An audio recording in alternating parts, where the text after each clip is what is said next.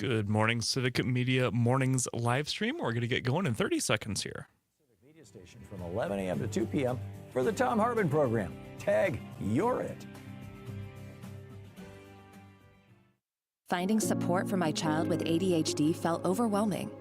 I didn't know which direction to take, but Understood.org's resources helped guide me. 10 seconds.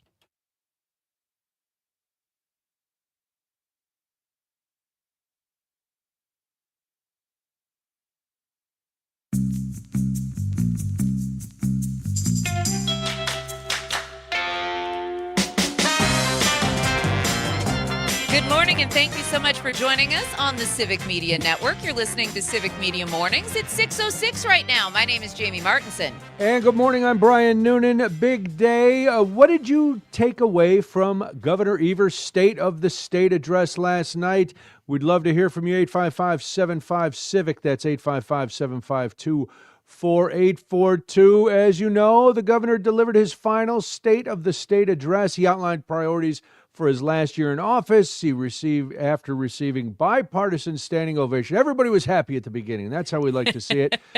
This year is, according to the governor, he has named it the Year of the Neighbor after last year being the Year of the Kid. He wants us to emphasize unity, kindness, and concern about political division and federal policy impacts. I think the governor may have had a little drink or two before he made that, decided on that, because good Not luck. At first. Listen, it was all kumbaya. Things were good, right? No, but I'm very happy he's trying to emphasize unity and kindness. Yeah. And he was worried about a lot of things. We have a lot of audio, a lot of things to get to, Jamie. It started off like you said. Oh, everybody in the chamber very happy for a while. They were, and in case things. in case you didn't catch it, he spoke for just over an hour last night, and I thought it was interesting. It was a juxtaposition that I found fascinating because he finished right as the polls started closing yesterday all across Wisconsin. So it was a reminder that democracy was literally happening in real time in front of our eyes, which always makes me very excited. And I figured, I thought it was also interesting that he walked right up to the podium and he opened with, "It's gonna be a blast," and he kept that very energetic, kind of fiery, feisty tone throughout, which is a little different than we see from Governor Evers a lot of the times. Right. And I also thought it was very fascinating because a lot of people thought he was just going to get up there and really just phone it in, do a retrospective view of what he has done in his last 7 years as governor. And that was not what we got last night. In fact, he expressed some worry about federal layoffs, tariffs, immigration enforcement, the gerrymandered maps. We'll talk about that in a bit. And he urged cooperation in Wisconsin. And this is what he had to say about immigrants. This is cut one, please. I'm also angry when I think about our neighbors, young kids and families across the state who aren't going to school or work or anyplace else because they're scared leaving their home may mean their family will be torn apart. I worry about our kids who are being traumatized by violence on social media, in the news, on our streets, and in our neighborhoods. And I worry about what all this means for America's dairyland, which has depended on the hard work of immigrants for generations. I mean, that was to close. That was part of his closing remarks. So that tells you how fiery the governor was throughout the entire evening. He thanked his supporters and his wife, Kathy, of course, kindergarten sweethearts, as we like to call the governor and his lovely wife. And he said he'll share more reflections in a future farewell address. He did highlight several of his achievements, Brian. Well, you have to. And, yes. And there were a number of them, so it's fine. But back to your original point, I'm glad he didn't make this a, hey, let's pat me on the back. This is, right. I put in a long time. This was, I'm going out, I still have time, and we're going to get things done, and we're going to do it this way. And yes, well, so what did he pick to highlight for himself? Well, he started by basically urging the Republicans to stay in Madison and continue their work at the Capitol. Because as we've discussed on this program, the plan is for them to basically gavel out sometime this week, maybe into next week, and basically take a 9-month vacation. Evers wants them to continue working because he has a lot on his agenda. So let's start there by talking about that. This was what he had to say to the GOP lawmakers. Cut 2, please. We can't afford for lawmakers to lose focus on the future we've been working hard to build together just because it's an election year. So I know the legislature would rather hit the road and take the rest of the year off, but I'm going to ask lawmakers to stick around until our work here is finished. That's when he lost Robin Voss. Yeah. What? Do my job? What are you, out of your mind? This is crazy. I have vacation next week. I've got my tickets already booked. No. But Governor Evers did highlight priorities, including land conservation funding, postpartum Medicaid coverage, and also lowering prescription drug costs. Republicans have proposed spending right around $2.4 billion in surplus on property tax relief, special education funding, and also disaster relief, along with some tax rebates. Now, of course, we know that there have been some tensions among the Republicans, and Governor Evers, as Republicans have urged him to essentially take a deal, why he says that the proposals they've offered are not enough. Now, this was one of the most shocking moments, I think, of the night, especially for our panel that we had assembled here on Civic Media. He actually called for a constitutional amendment banning partisan gerrymandering, which I totally agree with, right? But he plans a special session this spring. This is cut 3, please. New maps are redrawn every 10 years. While we have fair maps today, we still don't have a nonpartisan redistricting process in place. That means there's no guarantee Wisconsinites still have fair maps after the next census. So tonight I'm announcing that I'll be calling a special session of the legislature this spring to take up a constitutional amendment to ban partisan gerrymandering once and for all in Wisconsin. Now, it was fascinating because at the beginning of his remarks, he even had some of the Republicans standing and giving him an ovation on some of the more bipartisan things that have taken place in the last 7 years.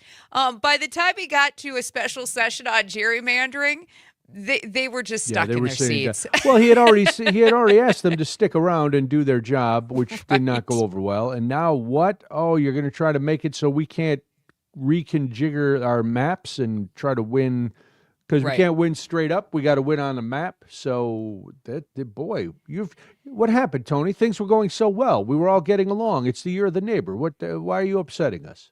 Why did you step over that line? You crossed my fence, so to speak. I thought it was interesting, though, listening, because at the beginning there was a lot of talk about bipartisanship, and you heard the comments of the two parties working together. The speech, though, to me was much more combative than that. At least it is more than what we, I think, expected, especially when it came to issues like healthcare and also gun violence, and obviously calling out the role of this particular legislature. Yeah. He didn't sound like somebody who wanted to coast to the finish line. In fact, he laid out a pretty strong agenda for the remainder of this legislative session. He made it clear that he wants lawmakers to stay at the Capitol. He made it clear that they must keep working.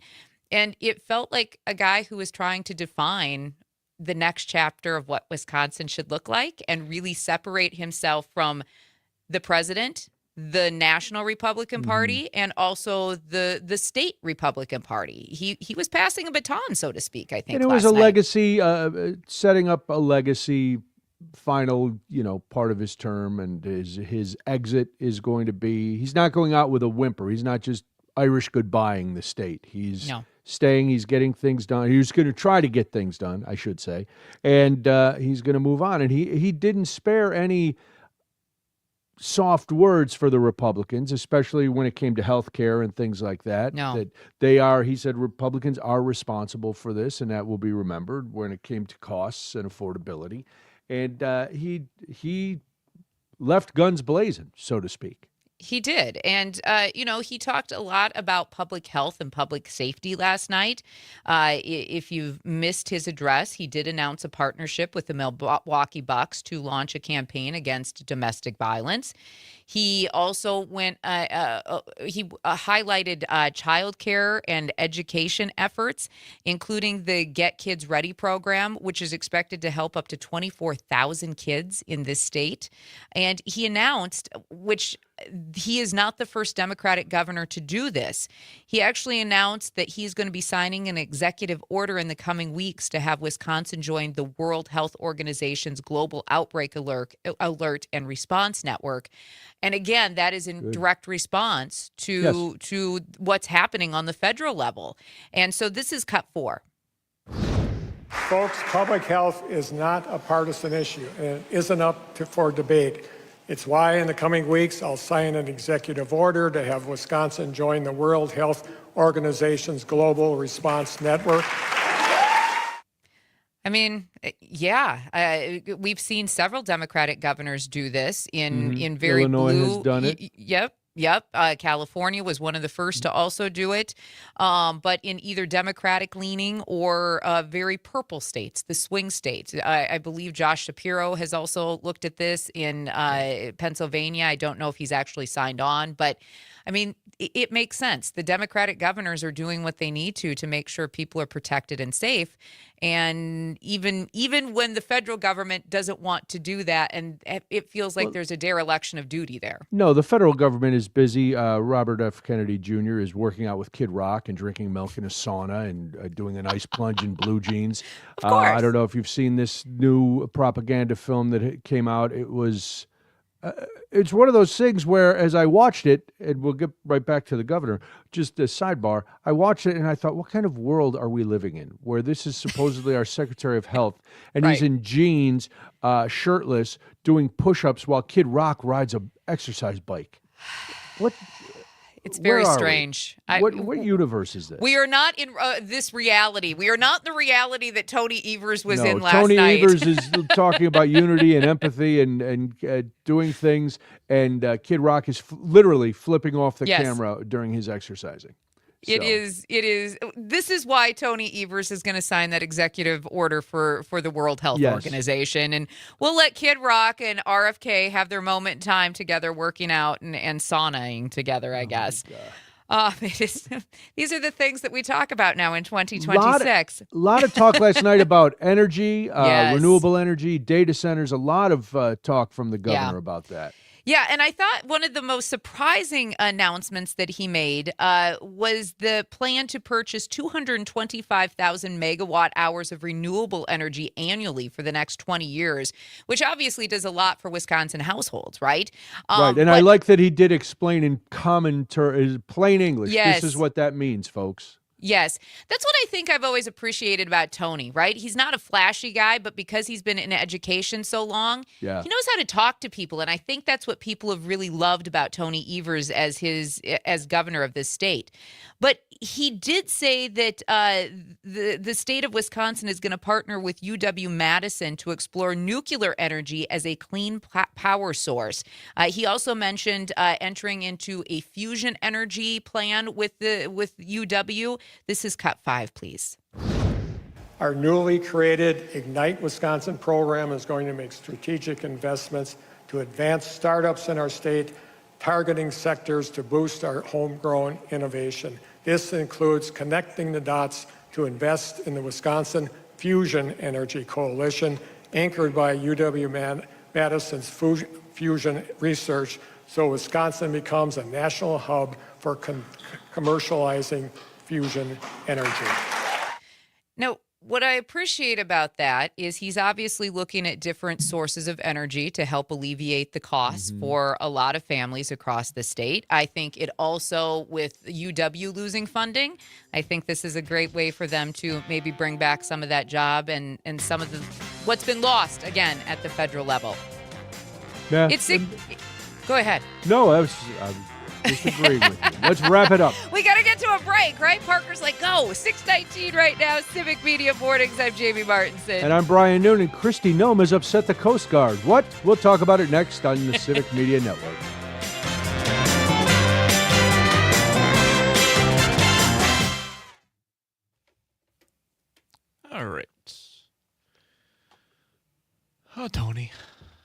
What a guy. What my favorite part about the whole thing is the GOP leaders afterwards were like, the state's doing well in spite of Tony Evers. Cope harder. They say it's because of their tax cuts and their infrastructure funding Sure it that is. has, yeah. Listen, Really we worked hard for 3 weeks. We need all the credit. Be great if he could actually negotiate with us on this surplus plan is essentially what their comeback was to all of that.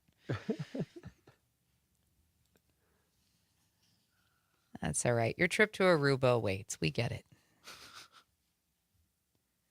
You don't have time for these things. Now I've got that song stuck in my head. Good morning, everybody on the live stream. Hello. Got Daniel listening this morning. He commented, "What's up?" he says. Oh, what's up? What up, Daniel?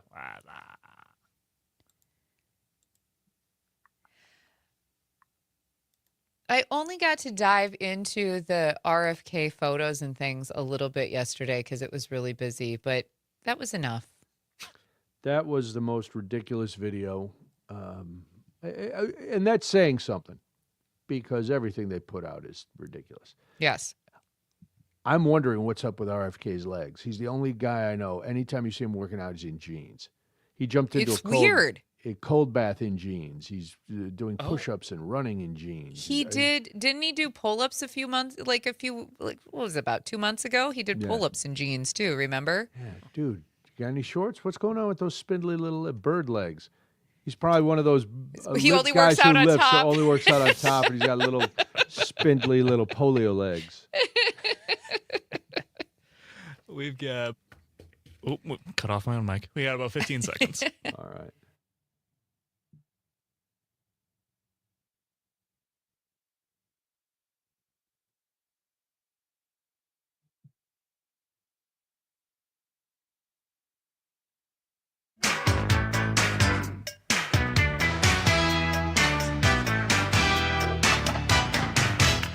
It's 6:22 right now. You're listening to Civic Media Mornings on the Civic Media Network. My name is Jamie Martinson. And I'm Brian Noonan. Anytime you want to jump in, you can do so at 855-75-CIVIC, 855-752-4842. That is the phone number. That's how you text. That's how you get a hold of Jamie and myself. Unless you're Kristi Noem, lose that number because she is aggravating everybody now, even the Coast Guard. And I know the Coast Guard is a branch of the military, even though sometimes people don't remember that. But it is Coast Guard and then Space Force. Those are the two that people forget, the most. But Coast Guard's an important branch of the military. Well, Kristi Noem and the Coast Guard leadership are now at each other because of priorities and resource use. They say the dispute involves the expanded use of Coast Guard aircraft for immigration deportation flights, which some officials say strains their aviation units. Yes, everything is going to this immigration crackdown.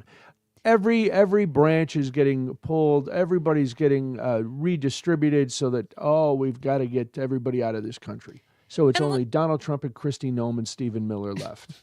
And let's be realistic. Wow, that's all? That's all we have left is those That's three? all that's staying. Well, sure, because he's going to start, he'll probably keep Pam Bondi around. Okay. And he won't need Caroline Leavitt because there'll be no voices to against attack him anymore. Yeah. Right. So it'll just be, What I think is fascinating about this story is that the Coast Guard has this longstanding mission, which is literally to protect lives at sea, safeguard the environment. Right in the name. Right? And defend U.S. economic interests on our waterways. Nowhere does it say that you should do the bidding of DHS Secretary Kristi Noem. No, that's not in there whatsoever.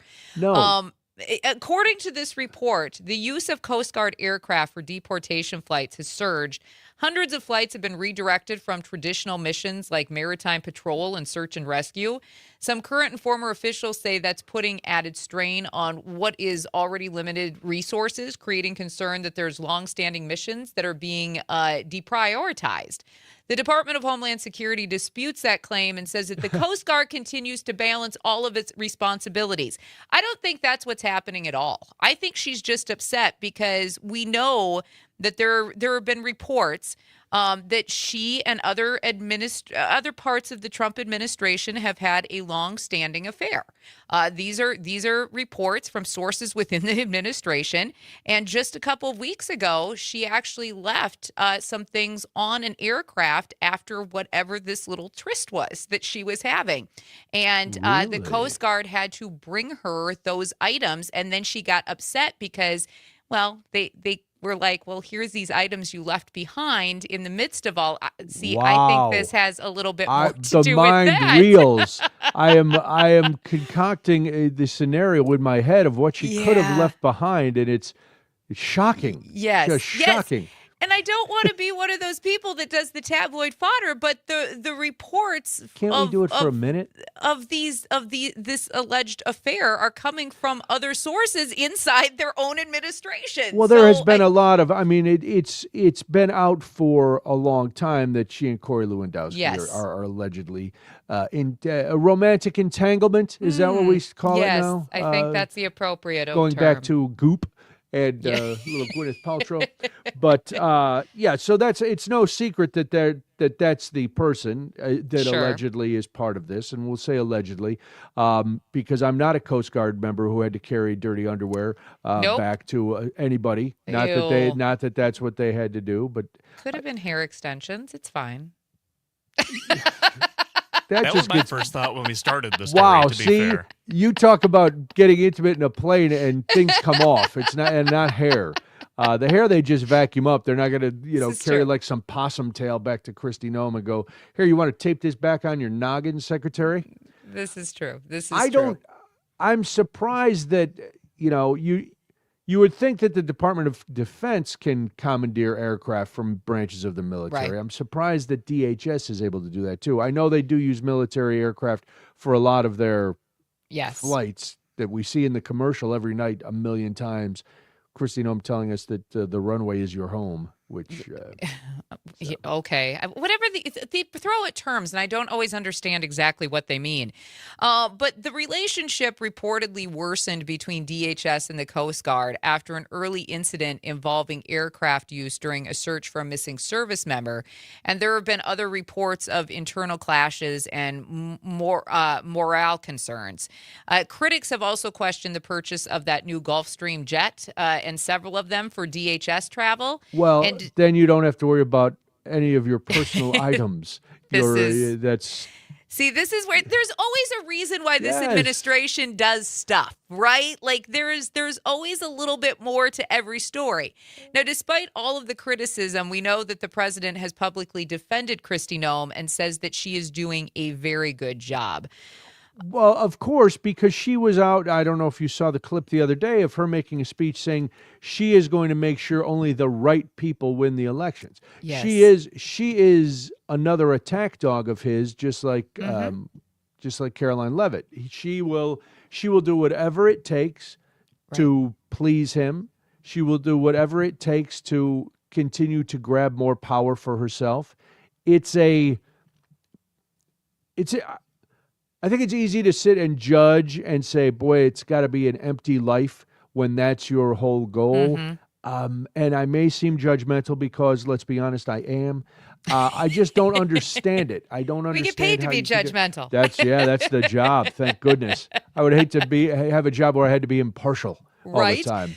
Frank from Point Ed to listening on WMDX this morning says, I hear it was her favorite blanket that got left behind. The woman is nuts. Thank you very much for clearing that up. Could be, Frank. You never know. A blanket is way better than where my mind was going. It depends what you're covering that blanket with. This is true. Using This that is blanket true. to cover. When it comes to the Coast Guard, though, remember, they take an oath to support and defend the Constitution and to follow lawful orders. It's a nonpartisan commitment. Don't which is, bring up lawful and unlawful Yeah. orders, Jamie. I don't want to get called in front of Congress. It's a whole thing. We cannot 6:20 question. 6:29 ride right now. Civic Media Mornings. My name is Jamie Martinson. And I'm Brian Noonan, and we will talk a little bit about the Democrats maybe having an upper hand on the Civic Media Network.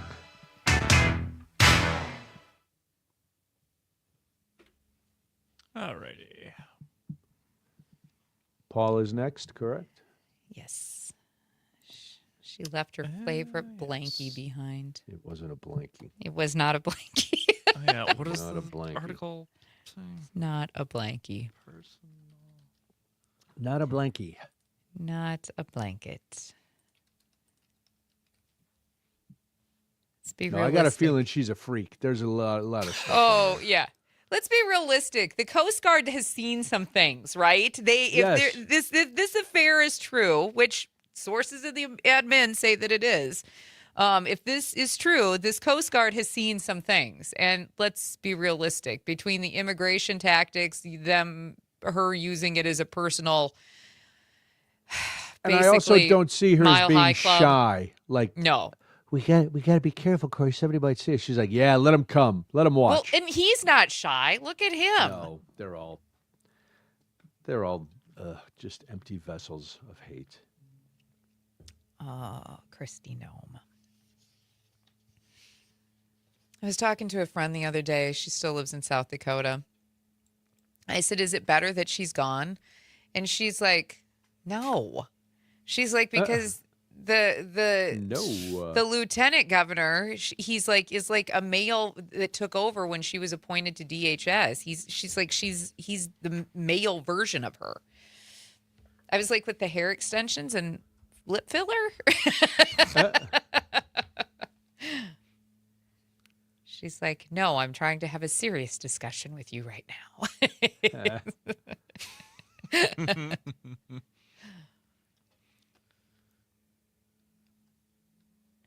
Have they?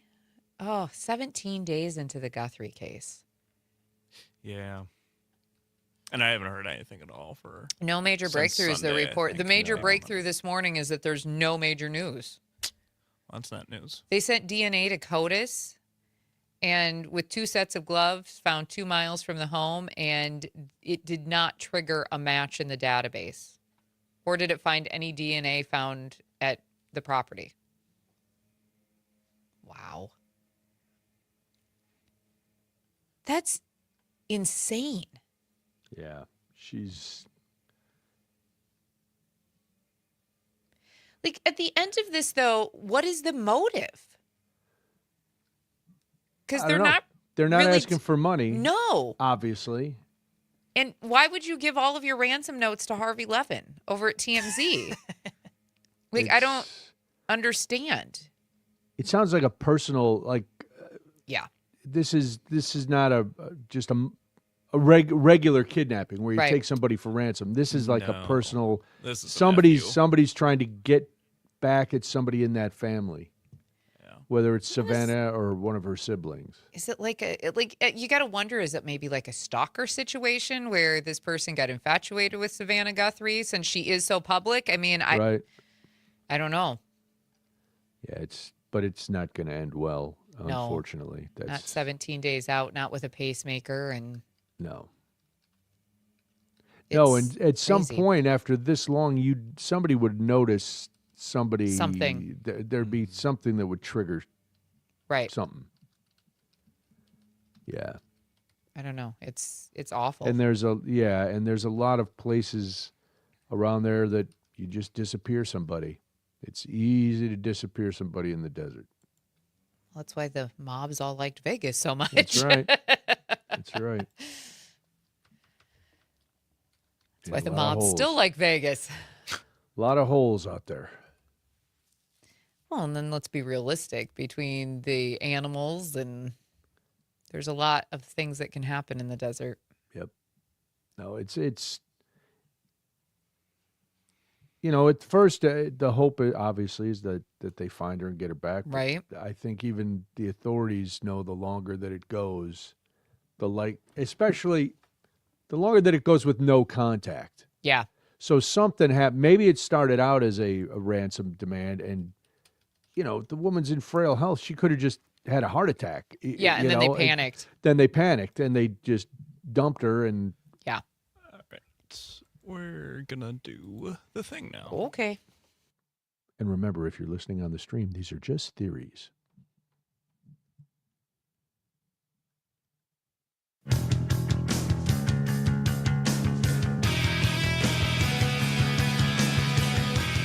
Thank you so much for joining us this morning. You're listening to the Civic Media Network, Civic Media Mornings. My name is Jamie Martinson. And I'm Brian Noonan. President Trump campaigned. One of his many promises was that he was going to bring prices down on day one. Well, we all kind of know that didn't happen. But is there any progress? And what can Democrats do to bolster that promise and maybe make some of it come true? Paul Glastris is the editor-in-chief of Washington Monthly. They are an independent media organization based in Washington, D.C. He was previously a speechwriter for President Clinton and a correspondent and editor at U.S. News and World Report. WashingtonMonthly.com is where his writings can be found, and he just put out a new piece about the affordability bidding war. Paul, thank you for being here. We appreciate your time this morning. Now, despite the administration claiming that affordability is a term made up by the Democrats, you wrote that there's now, like I said, a bidding war between the two parties over affordability. Can you explain that? What does that mean, a bidding war? So you're right. The president does what the lawyers call arguing in the alternative, right? Okay. My client didn't kill that man. And if he did kill him, it was in self-defense, right? So affordability, we have the best economy there's no really issue with the economy. It's all great. And affordability is literally, he set up a hoax, a Democratic fake news. And I have the best ideas for bringing prices down. So he is rolling out and has over the last couple of months and will in this upcoming State of the Union address, which is not very far away, talking about ideas to bring prices down. And for instance, there was briefly talk of capping credit card interest rates at 10%, sending people on Obamacare checks where they can go buy insurance rather than using that money to prop up to as tax credits for Obamacare, things like that. And I think we're going to hear more of these ideas because if not the president himself, his senior advisors are freaking out that the administration has not done enough to deal with the issue that is on everyone's minds, that is driving the polls, and that is the price of things, affordability, the inability of the average American to, pay for health care, pay for college, pay for housing, even afford groceries at the end of the month. And so my argument is when you're in a bidding war, think about this, Brian and Jamie, if you're playing poker and you have a good hand, right? You have a better hand. You think you have a better hand. Do you fold when the other party bets? Do you meet the bet? Or do you raise the bet? You raise the bet. That's how you win. Democrats have the hand right now. They're the opposition. That's right. Okay. Can you explain that? Because the Republicans control the Congress. So most of us are thinking, well, how do the Democrats have the better hand if we don't have the votes? Well, look at Mikey Sherrill, the new governor of New Jersey. Look at Abigail Spanberger, the new governor of Virginia. Look at Zoran Mamdani, the new mayor of New York. All three of them ran on ideas about affordability. Remember, Mamdani was going to have free buses, right? Municipal grocery stores, rent freeze.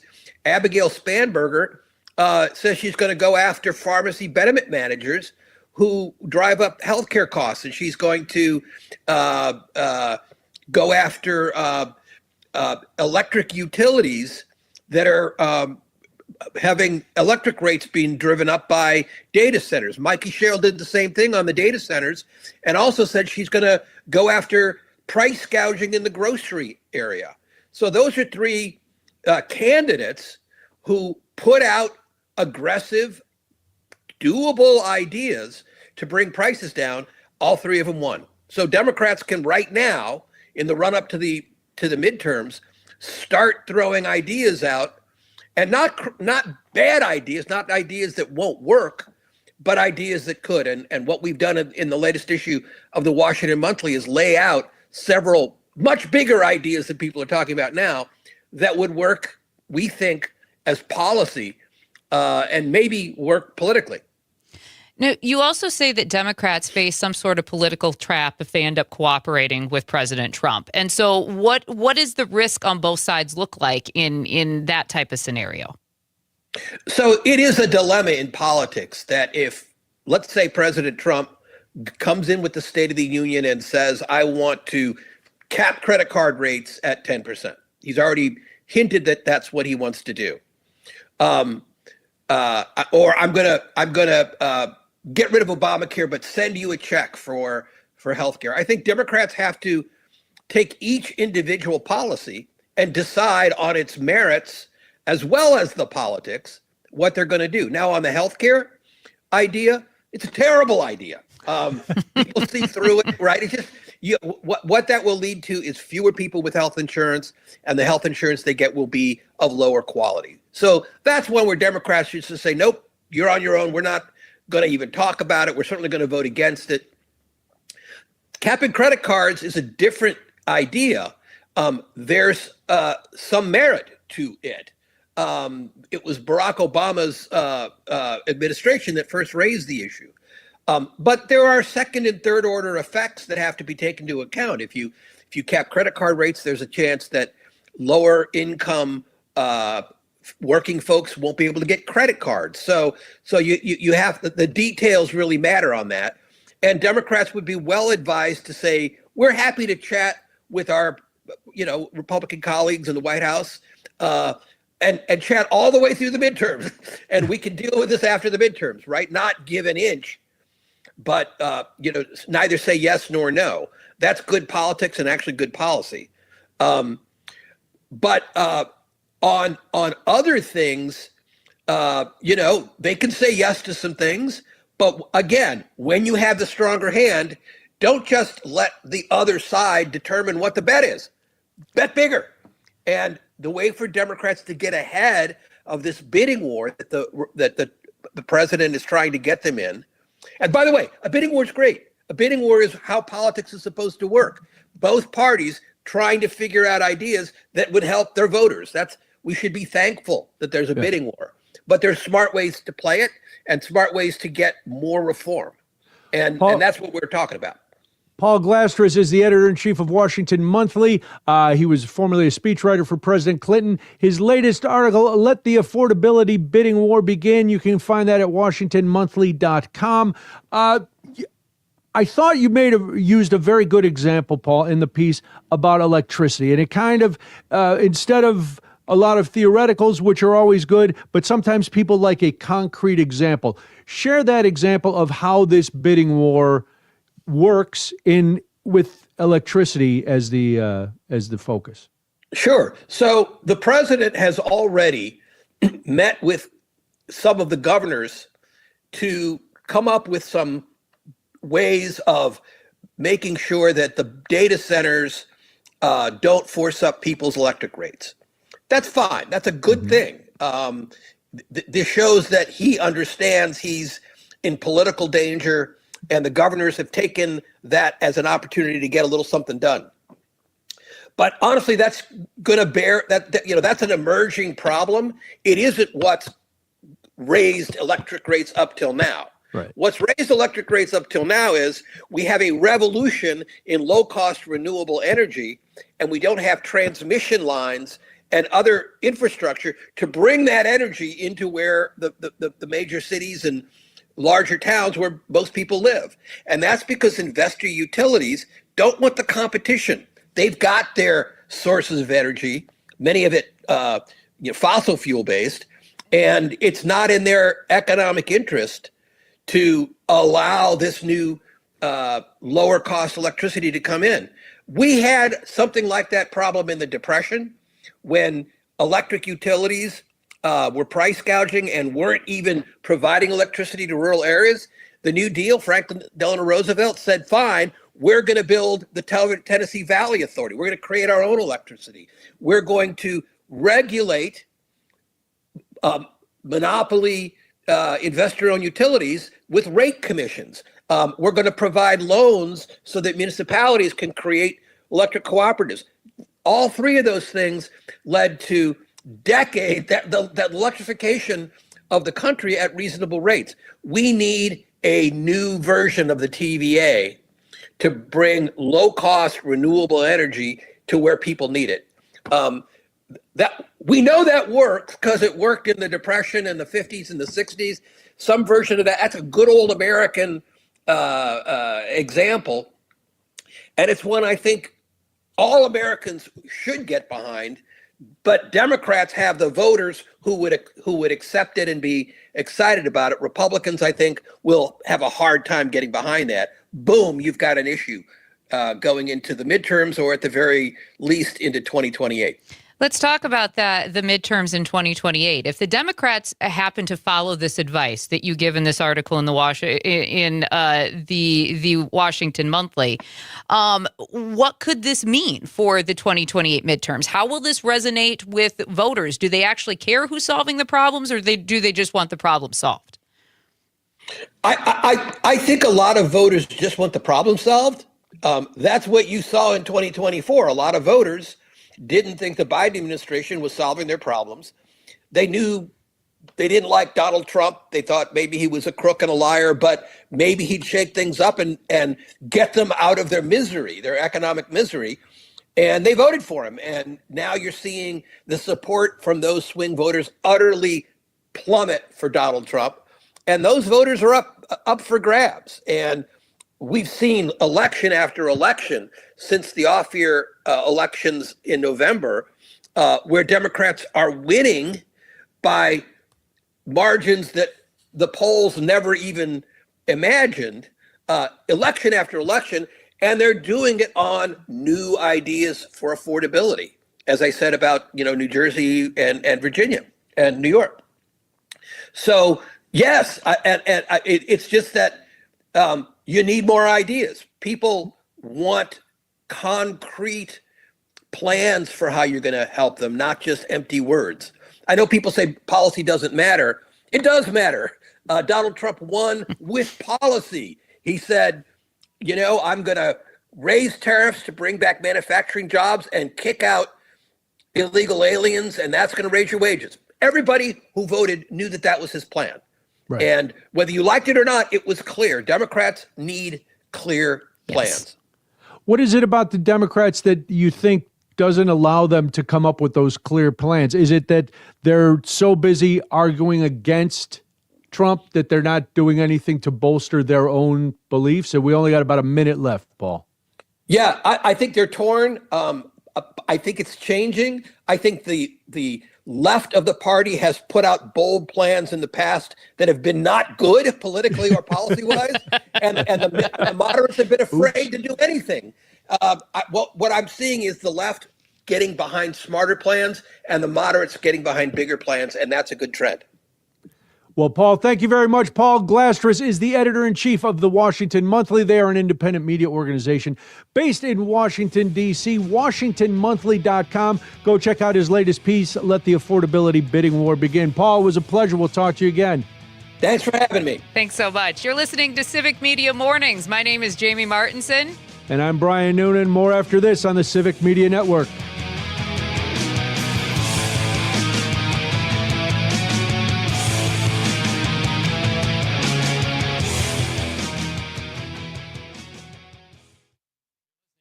.7 WMDX, Madison's home for Nightlight with Pete Schwaba, Monday to Friday, 6 to 8 p.m.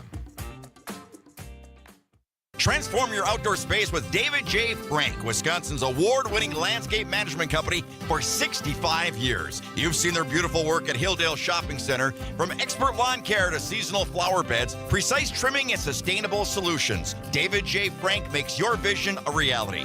And right now is the best time to prune or remove trees. Request your free quote today at davidjfrank.com and get on their list for spring cleanups. David J. Frank, 65 years of excellence in every blade of grass. Hey there, it's Carrie Joy with your Work Money Minute. If you are working to get out of debt, a credit counselor might help.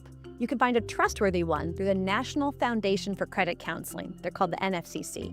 They have certified nonprofit counselors in all 50 states. They usually start with a financial checkup about your income, your bills, your spending, your debt, and then they help you make a budget and a plan. Now, sometimes they might recommend a debt management plan, which helps you pay off what you owe. And most folks pay about $35 a month for debt management. You can search the Work Money website at workmoney.org, or you can go to the National Foundation for Credit Counseling website. You just want to make sure that whatever advice you take or whatever service you pay for, that it helps you pay off your debt in full with lower interest rates and reduced monthly payments. So if you're feeling stuck, you've got some options. A good, trustworthy credit counselor might help you find the path forward to keep you on track. To learn more about your money, visit workmoney.org. This is Carrie Joy saying, take good care. Doctors Without Borders is delivering life-saving medical care where it's needed most in communities around the world. From bandaging war-wounded patients in Sudan to providing clean drinking water in Haiti, we're in more than 70 countries worldwide, bringing patients from sick to recovering, from emergency to aid, from crisis to care. This life-saving care is made possible by a global movement of supporters like you. Thank you.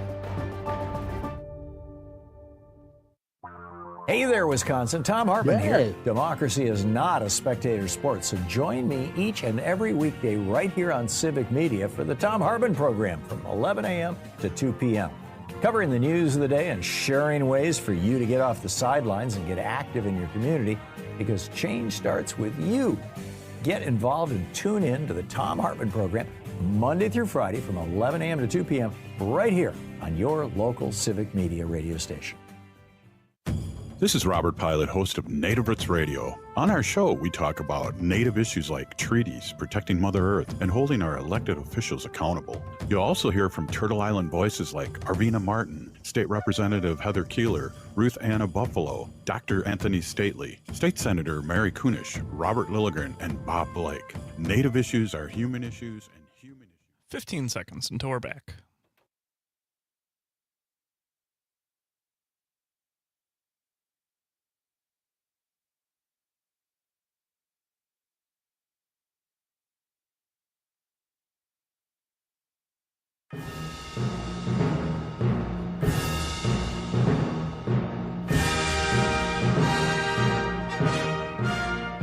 .652 right now. We hope you're having a great start to your morning. If you're listening in Appleton and Oshkosh on WISS or in Richland Center on WRCE, thank you so much for joining us. My name is Jamie Martinson. And good morning, I'm Brian Noonan. Have you been following the Olympics? 855-75-CIVIC, 855-752-4842. I know Frank, our senior producer, does not. He eschews the Olympics at every possible. That's right. Except hockey. We always tease Frank because then people get on his back that he hates the Olympics. I don't think he hates the Olympics.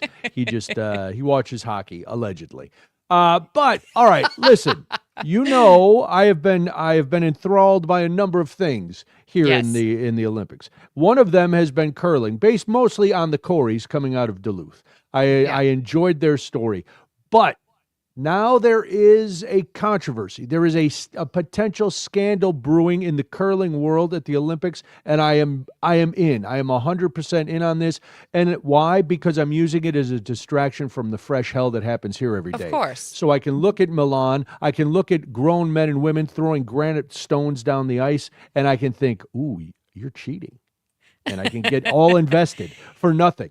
But here's It's the like deal. reality TV and sports all in one. I love It's it. everything. It's ice, it's granite, it's reality TV, it's profanity, it's Canadians showing their true colors, which run not red and white, but deeply brown like the maple syrup that they export to us. That's their true color. The Canadian men's and women's teams in curling, as well as the British men's team, have all been accused of the same infraction, Jamie. I don't know if you knew this was an infraction. Double did not. touching the curling stone. Again, not a euphemism. That's after it is released. So here, I'll give you a brief timeline. Okay. So Friday, Oscar Eriksson of Sweden accused Canada's Mark Kennedy of breaking the rules by touching the rock again after initially releasing it down the sheet of ice. Kennedy responded with an expletive-laden outburst, which we cannot play as much as I've begged. They will not let us play his outburst. I was like, but it's Canada. It's, we should hear, because we picture Canada as Mounties and polar bears. Serene, and everybody loves. Yeah, don't mess with them when it comes to hockey or curling. Right. So anyway, now everybody has a line in the sand, Brian. Let's be real. Well, that's true. And Mark Kennedy's was being accused of cheating, and he lambasted Eriksson of Sweden. And I got to give this to Eriksson. He said, well, we'll talk about it after. We'll show you the pictures.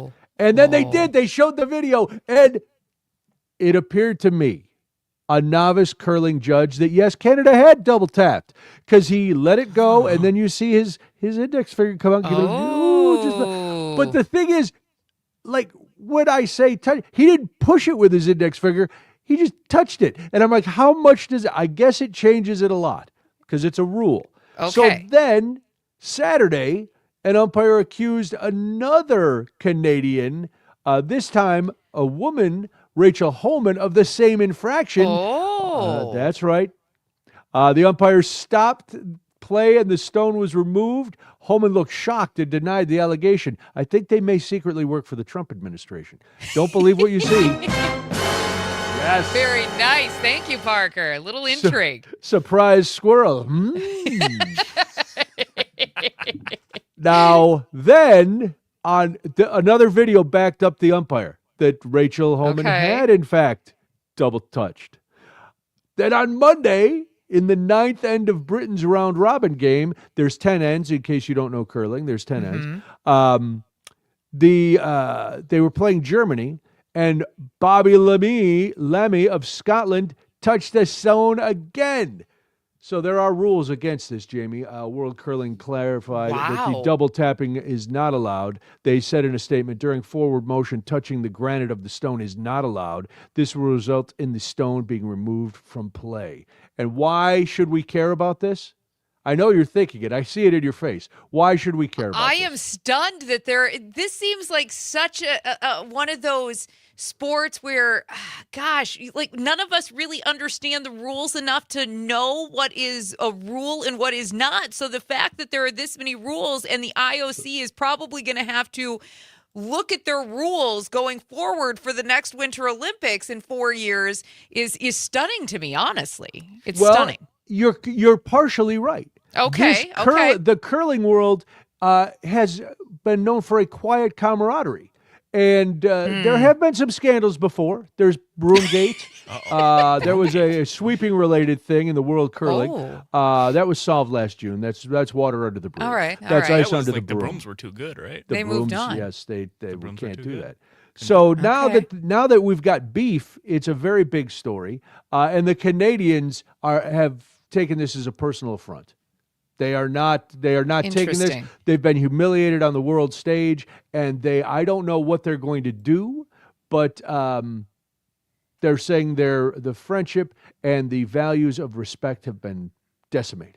Yes. They're laying down like an actual gauntlet on this, Yes. basically calling out the rest of the world, right? And Canada was expected to win the gold, and now they're back on their heels. Just quickly, if you want to learn how to curl, you could do it February 21st in Milwaukee.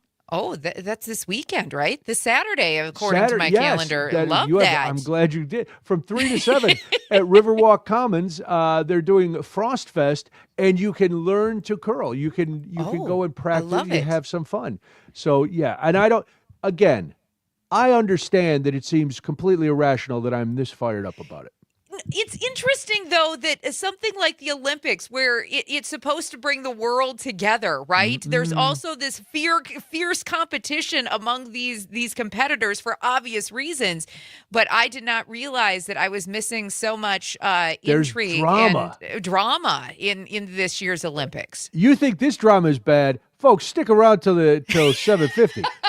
Jamie, I brought drama this hour. Jamie's got drama next hour. And it is, oh man, you think curling drama is bad. Never get in front of old women in their mahjong board. That's all we're going to say. We'll talk about it next hour. 6:59 right now. You're listening to Civic Media Mornings. My name is Jamie Martinson. And I'm Brian Noonan. And after the news, tell us, how do you feel about Wisconsin Republicans not putting forward legislation to implement Governor Evers' agenda? We'll talk about that and so much more in the next hour on the Civic Media Network.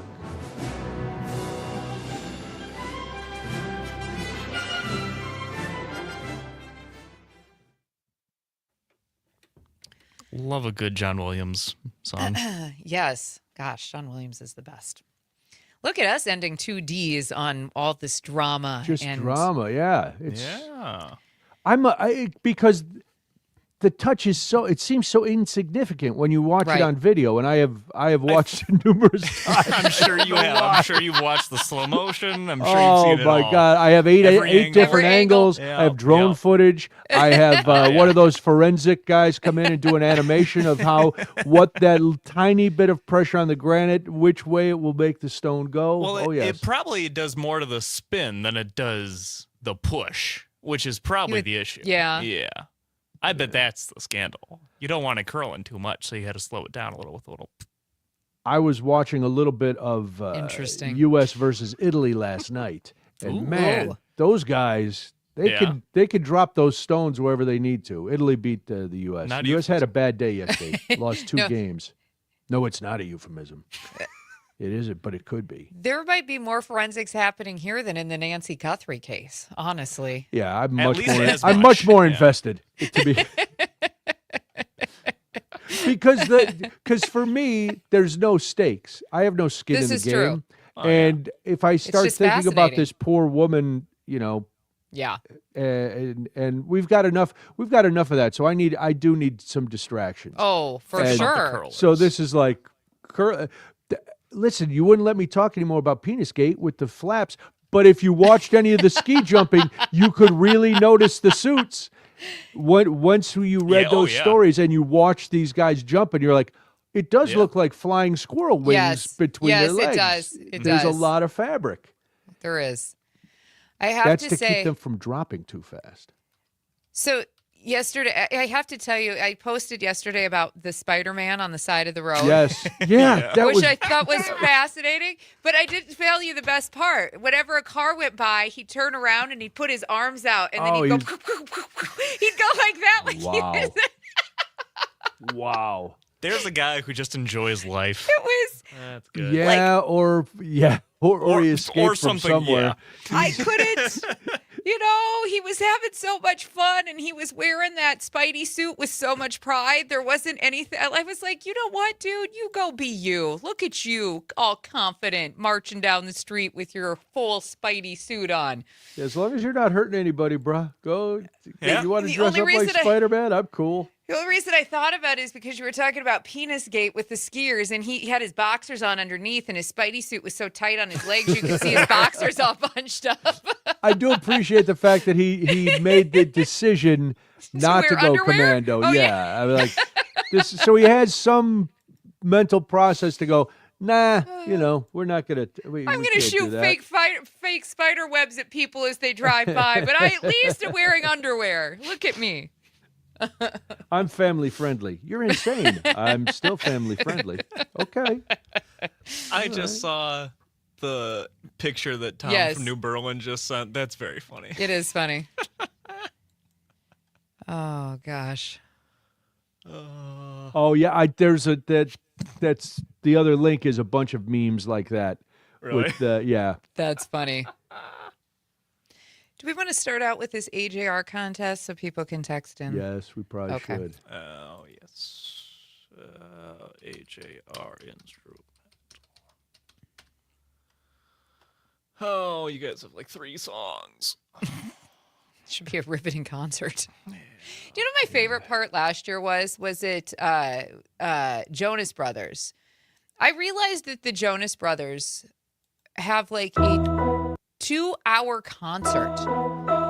I mean, they've been together a while. Still, what songs do we remember from that far back? I don't remember any of them. Right. But I was like, because I was watching, there was something that happened at one of their concerts. I think it was last summer, and it went viral. And I was like, literally, you sat in the stands for like 2.5, 3 hours watching the Jonas Brothers. And then I looked up a set list because this is what I do. It goes all the way back to like their very first song that they ever had. That's what they perform. And I was like, seriously? Whoa, some of us have had to sit through it, Jamie. The voice of God. Some of us had to sit through it. Oh, my God. I'm so sorry. I'm so sorry. There's like maybe 2 or 3 songs from the Jonas Brothers that I would be like, okay, that's half of a bop. I'm cool. Yeah. But I can't imagine 3 hours of that. Did you see? I think Harry Styles is having a listen party, like record play party in Madison. Yes. Yeah. What the hell? I have no idea. I suppose maybe with the university, he's probably big. Maybe here. Yeah. There were 2 in the U.S. and one was L.A. and the other was here. Really? Weird. Yeah. Weird. I don't know what that's about. No, I don't know what that's about either. He's a Packer fan, though. He so is. there's that. He is. Maybe that's why he came here. What? Harry Styles is a huge Packers fan. Yeah. Oh, I'm not going to the concert anymore. Done. All right. When he's here at the record store, we'll tell him to wear his jersey just for you. There you go. Wow. Let's get credentials. Let's go. I got 10 seconds.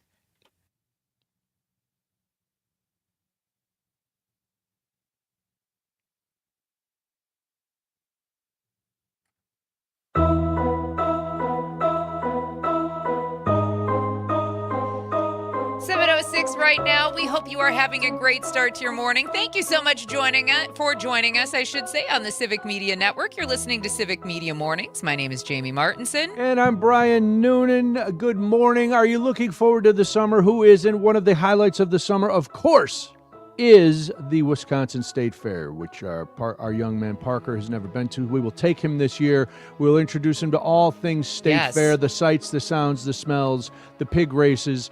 How have you never had a cream puff at the State Fair? Okay. Well, not I've had a cream puff. You got to have a cream puff at the State Fair. Yeah. You got to wander around and buy all kind of crazy things. But you also want to go and enjoy the music, and we have a chance for you to win tickets, Jamie. We're giving people a chance to get them before you can buy them. That's right. AJR is going to be at the Wisconsin State Fair. Alex, Jack, and Ryan, 3 brothers who make up this band. They're going to be at the Bank 5-9 main stage this summer, and you can get your tickets when they go on sale Friday morning at 10 a.m. at wistatefair.com. But, as you mentioned, it's your chance to beat the box office. Is this one of their songs? I was going to say, is this them or stormtroopers invading the studio? What is what's going on here? I was starting to think of those little, I should have been playing this when we were doing the alien thing. Yes, we should have. We should have. Yeah. But we've got your chance to win tickets. All you have to do is text us the keyword using the Civic Media app. You can download that for free at your Apple Store or your Google Store. Today's keyword to text in before 8 a.m. is summer. SUMMER. Summer is your keyword for today. And again, all you have to do is get that to us before 8 a.m. and you are going to be qualified to see AJR at the Wisconsin State Fair. Look at Justin's already in from Wisconsin Rapids. He's getting his name in there now. You're the first one in today. Very good. So keep texting in again until 8 a.m. using your Civic Media app. Thank you so much, Megan. Also texting in from Sun Prairie this morning. Yep. And we'll be giving you chances to qualify again tomorrow and Friday as well. So people lots love of chances to win stuff, so just text summer. Very nice. All right, we talked a little bit at the beginning of the show about the State of the State address that Governor Evers gave last night. We're going to talk a little bit more about it. But how do you feel about Wisconsin Republicans not putting forward legislation that would implement Governor Evers' agenda? 855-75-CIVIC, 855-752-4642, because, they're going home, allegedly, even though the governor did urge them to stay, and he's going to call a special session again in the spring, he threatened. But they're not going to, they're really just treating him as a lame duck, and it's like, why even put the effort forward? And that's got to be a little maddening. I know it is a little maddening to me. It is very maddening. And I think here's what people have to remember. This has essentially been the play of the Wisconsin Republicans since Tony Evers was elected. Right before Scott Walker left office after that election, they put forth a bunch of legislation that made it really difficult, or was supposed to make it really difficult, for Tony Evers to do his job as governor of the state. So this isn't the first go around that he's had with the Republican Party and this will of theirs to not allow him to basically do anything. And so if you missed last night, he actually gave his 8th and final State of the State. He declared it the Year of the Neighbor, highlighting bipartisanship, but also urging lawmakers to act on several of these key priorities before he leaves office. And in fact, he wants them to stick around. Here's what he had to say. Cut 2, please, Parker. We can't afford for lawmakers to lose focus on the future we've been working hard to build together just because it's an election year. So I know the legislature would rather hit the road and take the rest of the year off, but I'm going to ask lawmakers to stick around until our work here is finished. I appreciate that he called him out. I do too, and they're thinking, oh, no. But I would imagine I'm sure the Democratic side of the legislature is like, good, finally. Somebody's saying it. We need to be here. We don't need 9 months off. There's a lot to do, and it's good that I agree, the governor called them out, and he called out the entire legislature. He was a little diplomatic. He did not say that the Republican leadership is going to send everybody home and blah, blah, blah. That's what's happening. Which he could have, of course. We all know. But you more flies with honey, Jamie. Sure. So this is what he still had the Republicans in the palm of his hand during the speech as well, where everything was still bipartisan. And look at all the things we've done together. Before Evers went a little different, partisan, more combative route towards the end of the speech. And we'll talk about that in a moment. But good. And I don't think they will stick around. Somehow I doubt that Robin Vos is going to go, you know what, Governor? You're right. I'm going to cancel those vacation plans. We'll take 7 months off. Yeah. We'll stick around a little bit, Here's the thing, too. I mean, there's a lot of consternation with this particular GOP leadership, because this is also Robin Vos who likes to say, okay, we'll call that special session. We gavel in, and 5 minutes later, we gavel out. See, we called your special session. That does nothing for any of us. And that's what should be the concern, because we don't elect people to show up in Madison for 2 months out of the year and then just forget that there are legislatures, or they're supposed to be making the laws that affect all of us each and every day. We elect them for multiple years so that they can do a job to better the state. And obviously we've forgotten that. That's what, no, we didn't forget it. No, they forget they it. have. Their job, as far as they see it, is to come in and then stay in office. So their job is to campaign. And the governor brought that up at some point too, that we're not just here to campaign, but that is the reality of politics today. And it's both sides. Everybody wants to stay in power. And so you get in office, you do the bare minimum, and then you campaign. And you try not to do anything that's going to rock the boat too much. You want to maintain that status quo. You want to be on a couple committees. You want to author a couple of bills, but how is that good for any of us? It's not. How is it's it not. good Look for at the any of us? situation we're in. It's not good for any of us, and yet it's the way we've allowed things to go. There's no reason that the Wisconsin legislature goes away for 9 months. You can't give me that reason. Right. Because it doesn't exist. And if you're a legislator who says, well, I have to get home to my other businesses, well, listen, friend, you ran for office. This is the gig. You got to be around. You got to do some things. See, and then that's where my mind goes. So what's your priority here? Did you run for office just to increase your own profitability and your own face? This is where my mind goes. We want to talk about some of the things that the governor put forth in his agenda, but we've got Dick on the phone right now. So, Dick, you wanted to comment on our congressional leadership in Congress. What do you have to say this morning? On both and at the state level. I mean, you remember historically when Truman referred to a do-nothing Congress? These two bodies, the state level here and the federal, would make them look like workaholics. They do nothing. And secondly, at the state level here, they don't even have the Epstein files to shut down over. True. Yeah, there's no reason. They're just lazy. Yeah. Thank you so much for the call this morning, Thanks, Dick. Now, I think that some of the plans that Governor Evers put forth last night are good. He started with affordability and tax relief, proposing $1.3 billion in property tax relief, including $450 million in general school aid and tax credits. I also thought it was interesting that he called out the Republicans who have been who have had such a line with this 400-year veto. Now, here's what I'm going to say, and I am not somebody who's going to defend the veto powers that the governors in this state have. I think they're a little ridiculous, right? Because they can just move things around.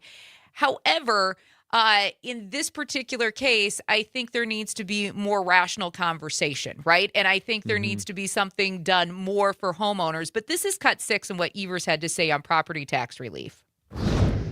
I get Republicans want to blame my 400-year veto for property taxes going up. Why? Of course, it's politics, of course. Republicans running under fair maps need someone else to blame for failing to fund our schools at the levels I've asked them to for about 2 decades of my life. Here's the truth. Funding our schools is a responsibility that the state and local partners share. Local property taxes go up when the state fails to do its part to meet its obligation. I mean, he's not wrong, right? No, he's not. He's not wrong. I think it's fascinating with this GOP leadership that this is pretty much where, as soon as Evers got to about this point in the speech, you could tell that Robin Vos was no longer interested, and the kumbaya, rainbow sunshine, bipartisanship of it all had essentially disappeared. Because you see his face right behind the governor as you're watching the address. And this is where Robin Vos was pretty much over anything the governor had to say. Tony Evers went on to say that he proposed eliminating sales tax on everyday items like diapers and over-the-counter medications, which would lower some prices, not drastically, but enough to help out. He also, this was a big one, called for capping insulin copays at $35 and cracking down on insurance price gouging. That's a big one. That would be huge for people. Yes. I mean, why would we not want to do these things to help better our economy and our working class families and anybody living in this state? The answer, just follow the money. It's very simple. There's a lot of big pharmaceutical companies, not only around the country, but here, and there's strong lobbying activity. They want to keep making that money. But if you are on insulin, as my wife is and my best friend is, and for a while he was between jobs, that's some expensive stuff. Just like a lot of medicine. There's a lot of medications, if you need them, it is really cost prohibitive. So let's make it easier for people. I mean, what is the problem? I don't understand why we can't do this. Well, because you're going to be on vacation in Aruba, at least, or the Bahamas. That's what I imagine. He also went on to talk about the workforce, education, and childcare, announcing 2 new registered apprenticeship pathways. He urged action on school funding and special education reimbursement. He even highlighted the Get Kids Ready program, which is projected to support up to 24,000 children across this state. He went on to talk about the Office of Violence Prevention and making it permanent. That's not a permanent office that we have in this state yet. And he wants to provide $66 million for victim services. He advocated for closing the Green Bay Correctional Institution by 2029. And he even called for that constitutional amendment banning partisan gerrymandering and plans a special session. These are things that we obviously cannot get the GOP on board with because apparently they still want to gavel out yet this week. Comes down to this is maps. Bonkers to me. Of course it is. It's insanity, and it's been insanity for a long time, and it just keeps going. And unless it's finally put to rest, this whole map thing and all the gerrymandering, it's going to continue because if the Republicans have the majority, they're going to stop whatever a Democratic governor is going to do in order to flex their muscle.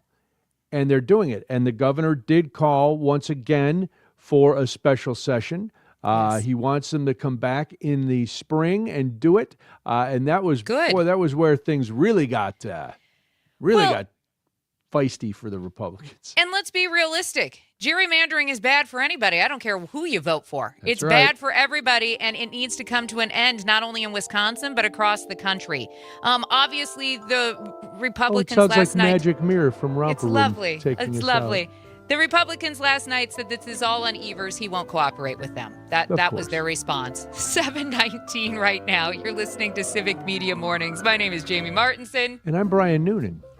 Is that Mr. Rogers? Very. It is. I love this. It's the year of the neighbor. It is the year of the neighbor. Very nice, Parker. Very This nice. is Civic Media Network. All right. Oh, I got to reply to Justin because we did keep their names, so they've been entered. Yeah. Oh, we didn't pull any of Colbert No. audio, did we? No. No. All right. Unless you want to see how fast I can edit. Nah, I don't want to hurt you.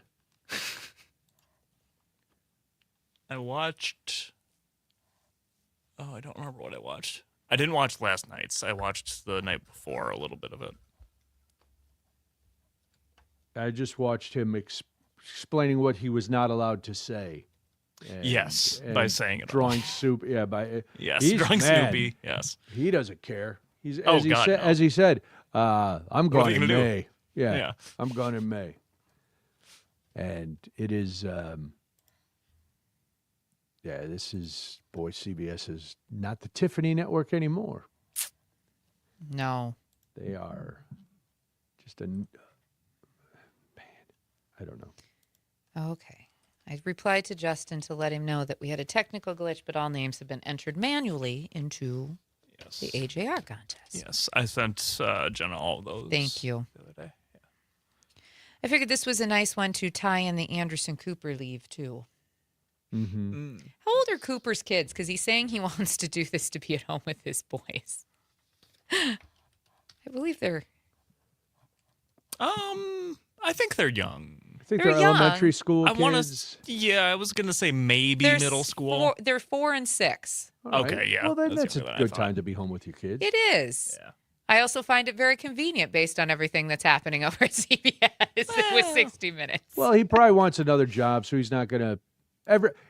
Why say something that everybody knows? Right. Everybody knows why he's leaving. Of course. Has nothing to do with leaving your blankie on a Coast Guard plane. It's fine. What is blankie code for, I wonder? I don't know. Like, I have questions, right? 15 seconds to our back here. I'd rather just make up my answers because, you know.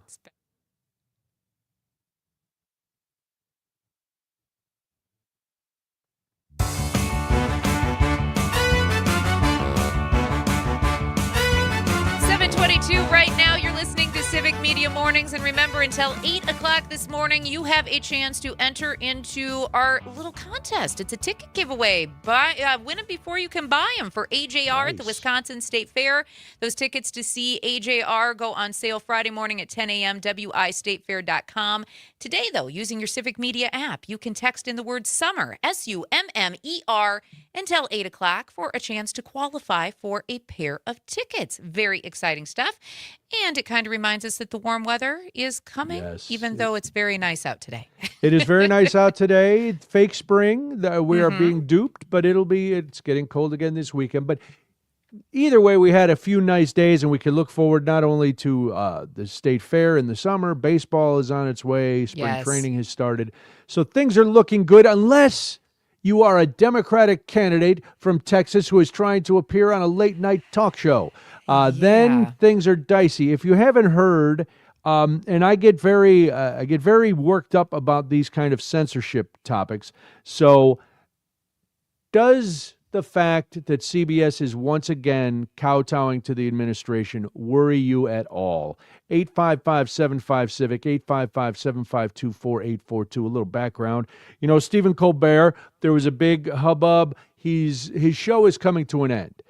The entire every late night franchise on CBS is coming to an end. They said it was because of financial reasons. You could argue it because that show is making money, generates revenue, doing very, very well in the ratings. Either way, the Late Show with Stephen Colbert is ending in May. He says now that CBS has refused to air his interview with Texas lawmaker James Tallarico over fears of FCC retaliation. And that may sound familiar because you might remember Jimmy Kimmel being taken off the air and then immediately returned to the air. You may remember that this whole Late Show with Colbert thing, there were whiffs of that. And CBS's new director of news has drawn a lot of controversy. We'll get to another story about that in a second. But this was strange because there's an ancient rule by the FCC for broadcasters, and it's the fairness doctrine. Right? So we're supposed to, if we have a candidate on who is running for governor from one party, we're supposed to have all their opponents on. Well, not us, because there is an exemption for radio and television, most especially for late night or any sort of talk show. Right. So if Regis and Kathy Lee back in the day had on, I don't know, Bill Clinton just to talk, and even if he was a candidate, they didn't have to have everybody else who was running against him on. Right. But that might not be the case because Brendan Carr says he's thinking about taking that exemption away. Yes, Brendan Carr. Because he wants to say that some of these shows are no longer bona fide news.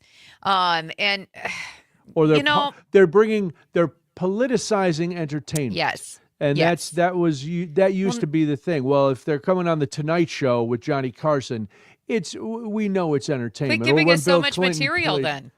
Quit giving us so much to work with. We would have to. But at any rate, President Trump has previously threatened to pull broadcast licenses from networks that criticize him and that he doesn't like or have said negative things about him.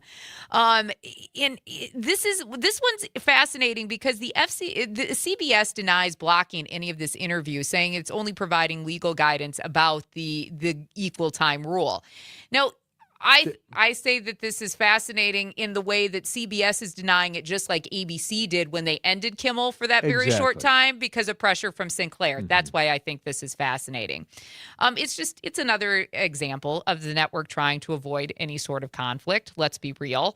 Here's the thing: the networks set a horrible precedent. Yes. When they started paying off these, yes. Instead of fighting these legal challenges and lawsuits from Trump, they caved because they thought it was easier to pay off than to fight. Even though they all knew, and they put out statements that they knew they could win the lawsuit, but it was just such a distraction and it would take a lot of resources. So they bent the knee. Well, now that is you've opened the barn door, and now the horse is gone because they can threaten anything, and these networks will go, oh, come on. CBS already paid, ABC already paid. They're gun shy now. They don't want to.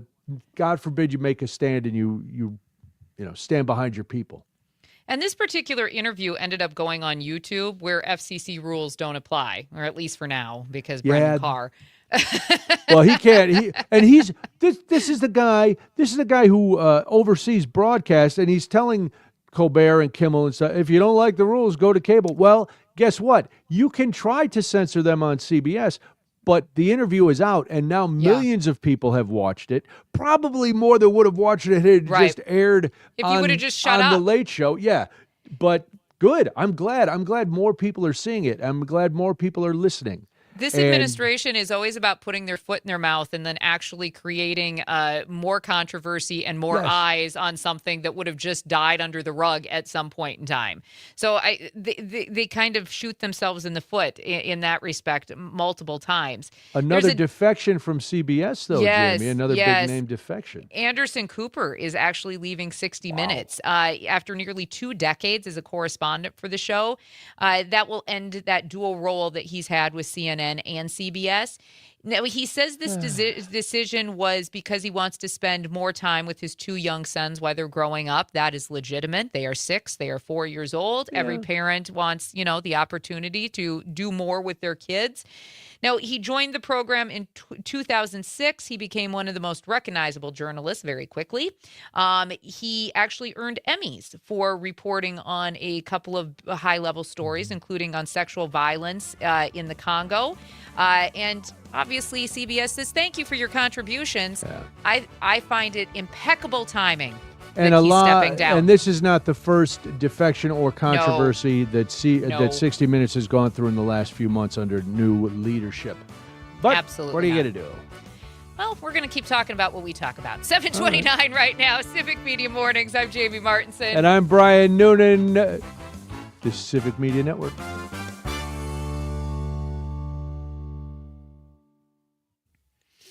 Good save. I could tell. I could see the wheels turning there. Yep. No, I had one eye on the clock and one eye on the tees, and I went, we don't need a tease. It's fine. Teases are for chumps. This morning's going really fast, which is good because I'm really tired. Yes, it is. It's very I see. It is very sunny, but it's It is just a very reflection sunny. off of the building there. Oh, It is like beautiful warm shot. and balmy this Yeah, morning. it It's is. humid. Oh, wow. It's like actually humid out because we got rain last night. Yeah, we got a little, not too much. I had on my phone when I left this morning, and it's still there, a special weather statement Oh, in my weather app, okay? So I go to my weather app and it says special weather statement. These conditions started at 12:30. And that's the statement. Oh, I said, oh, well, thank you for that. That is a Thanks for that, special brother. statement. Yes, it is. It is a special statement after all. I'm glad I know this now. That's very awesome. special. Uh, Very special. And in case Dean is listening, who texted in earlier, yes, it is very abnormal to have these types of temperatures this time of year. And yes, it is a major swing, and it should be winter. My trees should not be budding in February. No. yeah. Oh. The only bad part about it is the backyard is just a giant mud pit. now. So this is why I'm glad that Aspie just likes to go for walks because I can avoid it. She won't potty on a rope. Like you have to actually walk her to get her to do anything really? outside. Oh, it's ridiculous. She's ridiculous. Well, you saw the photo of her. That dog is Yeah. ridiculous.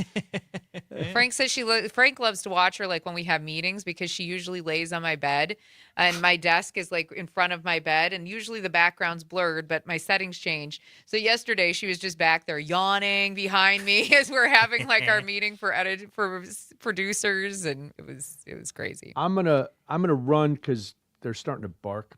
Yes, They please didn't do. Go out. And Speaking since, of dogs, since Tamaya is, so I will be okay, right back. sounds good. Scusa, Alrighty. scusa, everybody. Scusa. Excuse me. Scusi. Scusi. Scusi. Okay.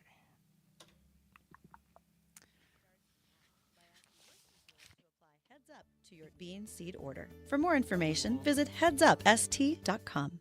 And just in front of National FFA Week are Wisconsin FFA alumni holding their state convention Friday and Saturday at the Marriott West in Middleton. Remember, you don't need to have been involved with the FFA to be a part of the alumni. You can find more details on their Facebook page. They'll be meeting Friday and Saturday at the Marriott West in Middleton. The convention theme, Volunteer Spirit on the Rise.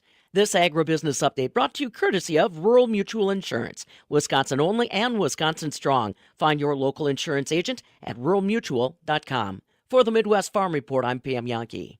This report brought to you by Sugar River Pizza. Skip cooking. Get the hot, handcrafted pizza consistently rated best of Madison, delivered straight to your door. SugarRiverPizza.com. It is going to be windy and mostly sunny today with a high right around 60 this afternoon, and there will be elevated grassland fire danger today, so be careful with anything fire-related. Don't burn, just be careful with all that. Tonight down to 33. Tomorrow, scattered showers, mostly cloudy, 53. I'm meteorologist Sean Cable. Currently, it's 51. Pete Schwaba. Mike Siegel is here. So, Mike, let's talk Super Bowl. By halfway through the first quarter, you could see these teams were just kind of, and that's when I went, I'm going to take a shower, made some dinner, ate the dinner, cleaned up after the dinner, came back to the fourth quarter. I had missed nothing. Did you know that Bad Bunny performed the whole Super Bowl halftime show in Spanish, Mike? Yes, I'm aware of it. I just thought he was talking really fast at first. I was like, come on, man, I can't. Nightlight with Pete Schwaba. Weeknights from 5 to 8 p.m. on the Civic Media Radio Network. Ahoo, this is Robert Pilot of Native Roots Radio. On our show, we share stories from Turtle Island highlighting the people and issues shaping our communities. From protecting water to treaty rights and preserving languages and traditions, we cover it all. Hear voices like Arena Martin of Emerge, Wisconsin, Dr. Stately, Robert Lilligren, and more. Because Native issues are human issues, and human issues are Native issues. Native Roots Radio, weeknights at 8 on your local Civic Media radio station. Finding support for my child with ADHD felt overwhelming.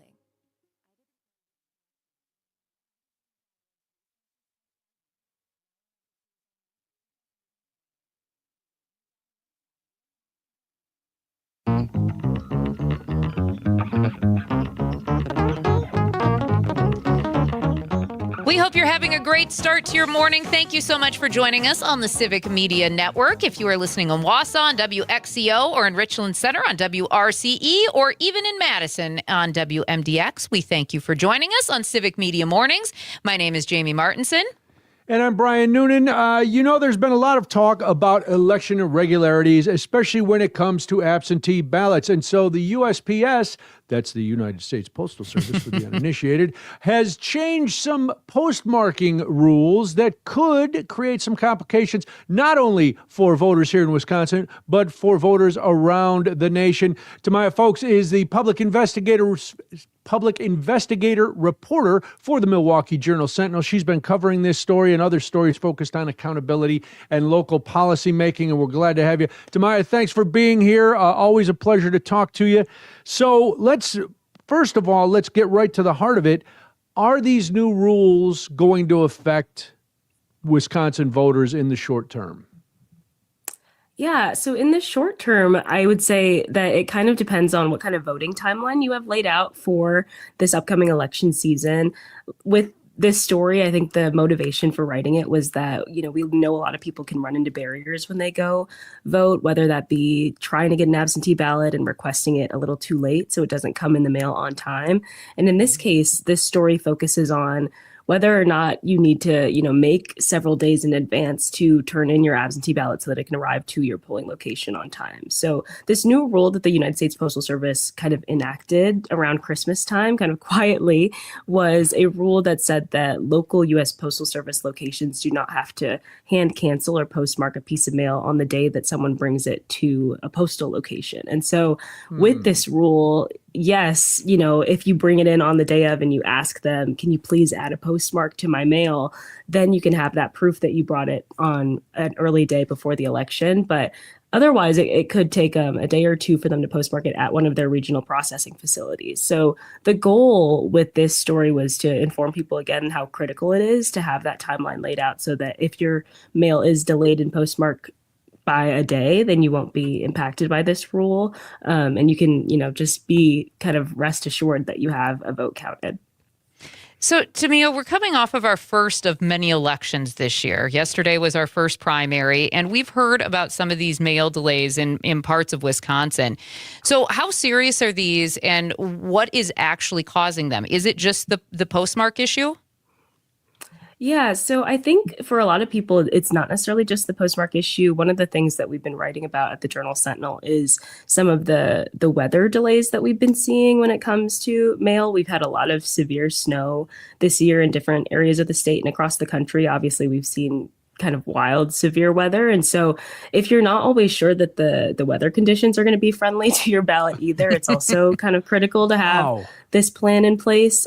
We've also seen a lot of United States Postal Service local postal locations either close or kind of scale down staffing. There have been some locations in Wisconsin where they've had to ramp up staffing in busy periods, whether that be the holidays or around an election cycle. I did speak to some officials from the United States Postal Service who said that when it comes to election mail, they have a very specific process that they follow to ensure that everything arrives on time. But again, you just always want to be, well aware that your ballot is getting to you on time, and also that you're taking it to the Postal Service in time to get it mailed out and to your polling location. Tamia, let's go back to something you said at the beginning when the rules changed in December. And now the local post office, you said, doesn't have to hand mark or postmark it right away. Was that not what changed between prior to December and now? Yeah, so there is this plan called the Delivering for America plan that the United States Postal Service, I believe, started working with in around 2021. And their goal was to be just a little bit more efficient with how they process mail. And so these regional facilities that exist across the country were supposed to, I guess, ease that process and make the canceling of mail a little bit easier. The United States Postal Service has claimed and kind of said in interviews that postmarking was never supposed to be like a resource for the consumer to use as proof that they turned in something on time or mailed a document that they needed for an application or a legal service in time. But we have seen that, government organizations like the IRS in some states across the U.S. use postmarks to confirm whether or not something was sent within a deadline. And so for us, this process was one to track because we know that people kind of wait till the last minute, especially when it comes to elections, when they're trying to decide who they want to vote for. They might wait till the day before or 2 days before. And it really is critical not only to be engaged with this process early on and to be tracking the politicians that you'd like to vote for or that you have questions about, but also to lay out that timeline so that you can meet this deadline. Tamia Folks joins us right now. She is the public investigator reporter for the Milwaukee Journal-Sentinel. Now, you mentioned the fact that there have been some changes to delivery service and some different things the Postal Service is doing, and that includes even adding staff and some Sunday deliveries. And so how unusual is that, and is that helpful in any way according to what you're finding through your reporting? It seems like it has been helpful in election seasons to have, more people staffing those locations in person. Again, with absentee voting, though, I think that, a higher number of staff is not always, helpful. It really is, determining whether or not a ballot can make it from another city. Let's say we have a college student voting in another state, but they want to vote in their hometown. There's no guarantee that if you drop off a ballot, the day before your local election in Seattle, that it's going to arrive to Wisconsin on time. So I would say it kind of is, again, it's on the person who is voting to be aware of those deadlines. I think the USPS is doing their best, it seems, to try to inform people about it, or at least have kind of positions in place so that they can get ballots where they need to be, at least locally. But when we're thinking about someone, voting from a different state, especially college students are always on my mind. I think that becomes more difficult to determine whether or not it's effective. And Tamara, what's the rule in Wisconsin if I mail it in and it's postmarked prior to Election Day, but it doesn't get delivered till the following day? I mean, I got it in allegedly on time. Where does it count? Does it not count? Yeah, in Wisconsin, there are no exceptions for late ballots. So it really is critical to mail your ballot kind of a few days before Election Day, probably, to make sure that it gets where it needs to be on time.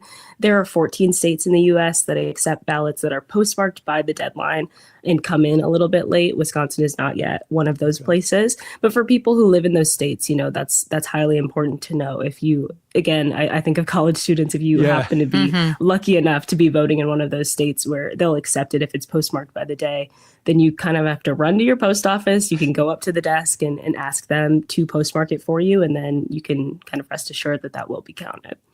And this won't only, when we talk about who this will affect, we talk a lot about the college students for obvious reasons, but I also think of military. Are you hearing anything from and how this will maybe impact the military vote, especially for people right here in Wisconsin? Yeah, I think the military voting rules are slightly different. I'm not as in the loop about that, but there are, or there is a little bit more wiggle room from what I understand on those deadlines, and they're communicated pretty actively on those ballots. But again, I think, voting as far in advance as you can is the most important thing to do. The absentee ballot application opens up, I think, at least a month before Election Day. So if you can get it sooner rather than later, you just can kind of be protected from some of those natural delays that occur, whether it be you just forgot to send it in one day or something came up at work and you didn't get a chance to get to the post office before it closed. I think going early is always the best kind of plan of action to prevent any disappointment or problems down the road.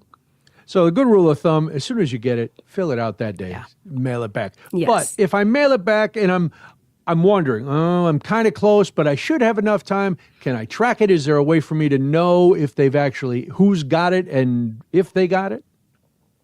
Yeah, so I think certificates of mailing are probably the best way to do that. The United States Postal Service offers a variety of services that you can pay for to either track mail or to ship it expedited, and also to get a certificate of mailing, which can prove that you sent it on a specific day. If you are very nervous about your ballot, you can employ all of those resources. Again, I think earlier is better than later when it comes to just like being sure that your ballot is getting in, but they do have a few services that you can pay for. And you can certainly ask an employee who works there when you arrive, do I need this, or can I get a postmark, or is there a way that I can get a certificate of mailing or track this envelope so that I can make sure it arrives where it needs to be. We're talking with Tamia Folk. She is the public investigator reporter for the Milwaukee Journal-Sentinel. USPS has changed some rules on how they're processing mail, especially in this conversation we're talking about absentee ballots. And, in the state of Wisconsin, there has been a lot of consternation about drop boxes, right? And each precinct is allowed to do something a little bit differently based on state laws and regulations. But how widely will this help, according to what you're finding? Will these drop boxes help with some of these absentee ballot issues if they're available in certain areas? Yeah, in Wisconsin, I know there's been a pretty significant scale back of absentee drop boxes in the last couple of years. I think the best way to ensure your ballot gets where it's supposed to be, if you can, and if you're local, is to take it to your municipal clerk's office. Then they can kind of keep it with all of the other ballots. They're really good about tracking those resources and keeping everything in the same place. But I think, mailing through USPS or taking it straight to your municipal clerk's office is probably the safest way to go when it's turning in a ballot and making sure it's getting counted. Tamaya, I'm sorry.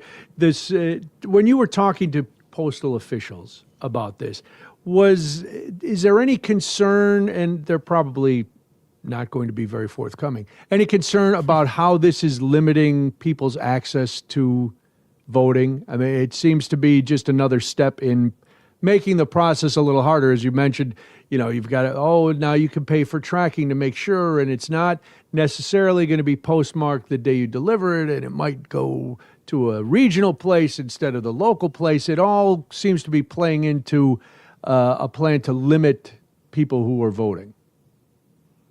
Yeah, this particular process, I think, doesn't necessarily seem to be limiting whether or not people can vote, but I think it does necessitate a lot of clear intention about how you're going to vote and making a plan early. In Wisconsin, we have 3 regional processing facilities for the United States Postal Service that serve the entire state. One is in St. Paul, Minnesota, one is in Milwaukee, and one is in Green Bay. So if you are someone living in a rural area and you know that your regional processing facility is not necessarily close in driving distance, the USPS workers have to work just as we do. They have to drive just as we do across kind of longer distances for the mail to get there. So I would say asking for that postmark in person when you drop it off, or making that early plan is really the most effective way to ensure that your vote is not being suppressed or that it doesn't get counted.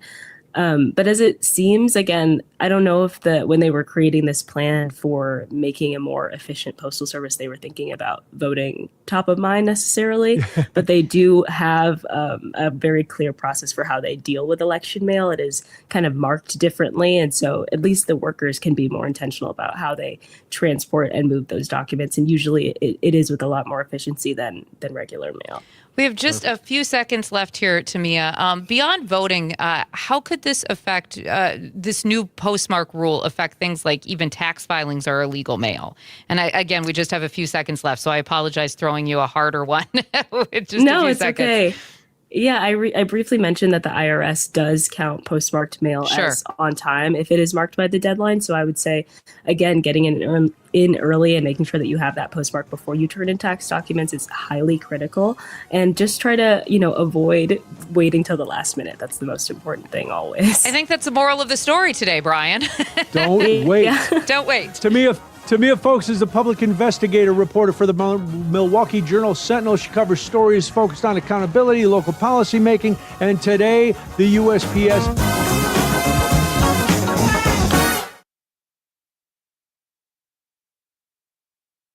Conversation and home for Nightlight with Peach Waba. Weekday evenings from 6 to 8. It's game day. Are your moderate to severe Crohn's disease or ulcerative colitis symptoms keeping you from the action? Skyrizi, risankizumab Riza, could help you get back to the game. Skyrizi is proven to help people feel significant symptom relief, achieve remission, and visibly improve damage of the intestinal lining. Skyrizi is a prescription injection medicine for adults.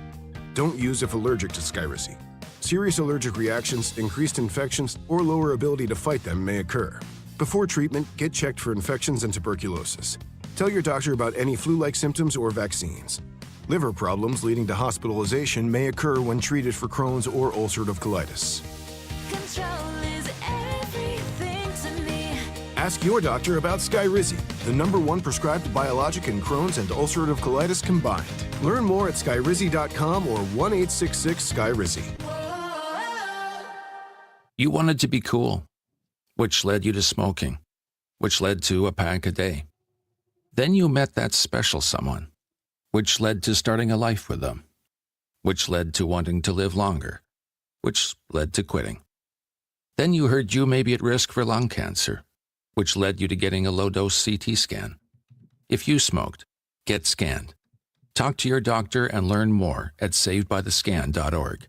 Brought to you by the American Lung Association and the Ad Council. Hey there, Wisconsin. Tom Hartman here. Democracy is not a spectator sport, so join me each and every weekday right here on Civic Media for the Tom Hartman program from 11 a.m. to 2 p.m. Covering the news of the day and sharing ways for you to get off the sidelines and get active in your community, because change starts with you. Get involved and tune in to the Tom Hartman program Monday through Friday from 11 a.m. to 2 p.m. right here on your local Civic Media radio station. Civic Media Mornings. Here's the fact. Despite the existence of a vaccine that's about 97% effective, a lot of people aren't taking it. We have watched a resurgence of measles. Measles had pretty much gone away. Children are in groups. They're in school. If you have any self-awareness, it makes sense that you wouldn't want your children getting sick, and you wouldn't want to make other children sick. Jamie Martinson and Brian Noonan on your local Civic Media station. Weekdays 6 to 8. Let's talk rechargeable battery safety with tips from the National Fire Protection Association. Only buy products with a safety certification mark. Charge devices on hard surfaces. Don't use off-brand cords and always unplug when fully charged. Charge into fire safety at fpw.org/battery. Parallel parking in Madison? Impossible. Finding real conversation on the radio? Probable. With 92.7 WMDX. 10 seconds.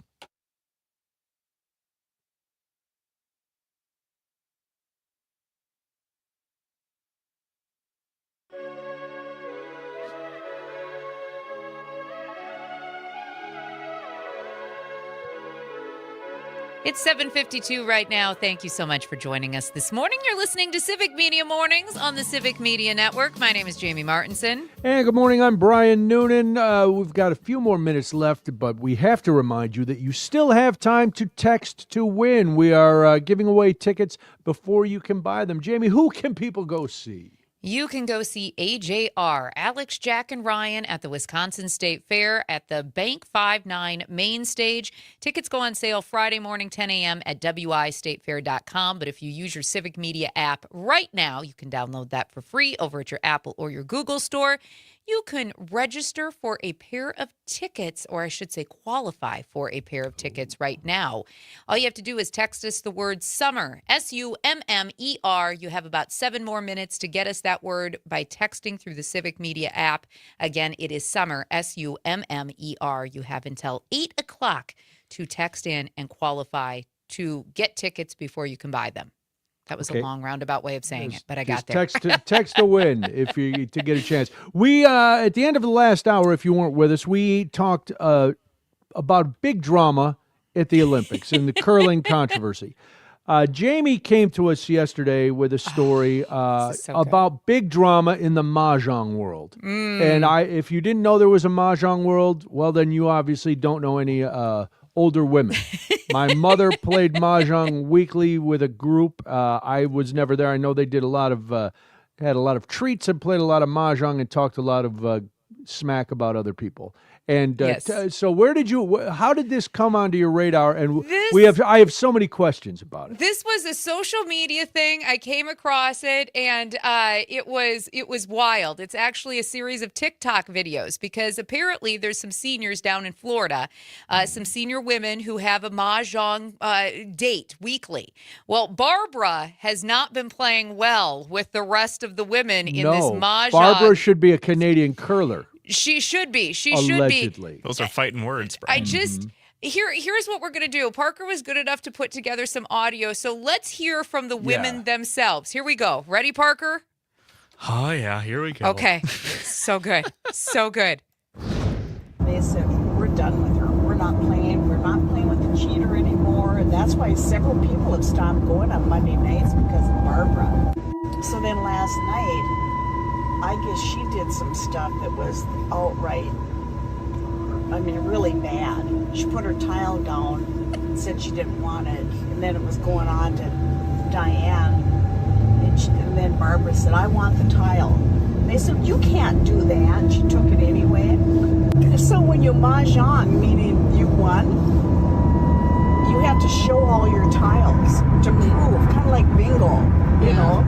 But she takes her tiles and flips them over so nobody knows really what she had. Can't verify she won. Pauline, who's been playing for 20 years, and they said, we're done with her. We're not playing. We're not playing with the cheater anymore. And that's why several people have stopped going on Monday nights, because of Barbara. Barbara needed to go. She's had a lot of complaints at Mahjong and that she can no longer come. She looks like this innocent little lady. She goes to church. She goes to church. Her husband's gone. Did she? Maybe, I don't know. Wow. You know. Hold on. He might have done it to himself. You know, it really bothered me, because you hate to be that way, but gee whiz. Well, people were quit coming. They wouldn't, instead of saying something, they weren't coming. You know, Barbara needed to go. Barb come through the line today, and she went over to Diane and she says, I'm sorry I pissed you off. She says, I'm banned now from Mahjong. Oh, she should have owned up to what she did. Wow. Jamie, first of all, thank you. I have so many questions. Oh my God, I do too, because this is like an epic thing that is still happening over on TikTok. All right, so who's Barbara? We don't know. We never meet Barbara. We don't know Barbara. We don't know who she is. We've never seen Barbara. How gangster is this old lady crew? Right. Barbara needed to go. Barbara's and then not here insinuating anymore. she killed her husband. She knocked off her husband? That's crazy. I don't know. They accuse her of murder. Then they basically put out a contract on Barbara. Right. Who is Diane? Is Diane Pauline the big boss? Who is she? I think so. I feel like she's the leader of all of this. Now, did you also notice the very first woman has a little bit of a Wisconsin accent in there? So now I have questions about the ties to Wisconsin with this mahjong ring of older women. And who are the two dudes that are sitting? I wonder if they're married to them or they're just old guys, because you hear stories. And there are statistics that bear out a lot of hanky and a lot of panky at some of these senior places in Florida and all over the country. Are these guys just trolling and listening to these women jabber on in hopes of a romantic interlude? If you watch the video, I believe one of them is just there as part of the conversation. One of them seems to be married to another one, though. Yeah, there's one guy who's sitting on, and he looks like every old guy you would imagine in Florida. He's got the Panama hat on. He's got the bad beard, a Hawaiian shirt unbuttoned halfway down, and some boat shoes. I mean, he's kind of out of the circle. I understand the competitiveness of the Olympics. There's a lot at stake, right? When we talked about this last hour. That's true. I did not realize, though, that this was Mahjong was going to create this kind of epic meltdown among the older population. It is. I am invested to know what happens and how much is she allegedly cheating? Right. If other people are not coming on Monday nights, other people are not coming. This is wow. This is I'm crazy. invested. I'm every day I check to see if there's a new video that's dropped. I hope we hear from Barbara. I do too. I have to hear from Barbara. I have to get a visual. And I have to hear her voice because I'm not sure. Plus, we've got to do a wellness check because it sounds like the rest of the they're women. Ready for her. They're coming. You'll call Barbara. It'll be just like that scene. Barbara will walk into somebody's mobile home. There'll be plastic all over the floor, and she'll just go, "Oh no!" And then it's lights out, Barbara. They're coming. They're coming for Barbara. I'm telling you. Wow. 7:59 right now. Civic Media Mornings on the Civic Media Network. Thank you for joining us today. Talk to you tomorrow.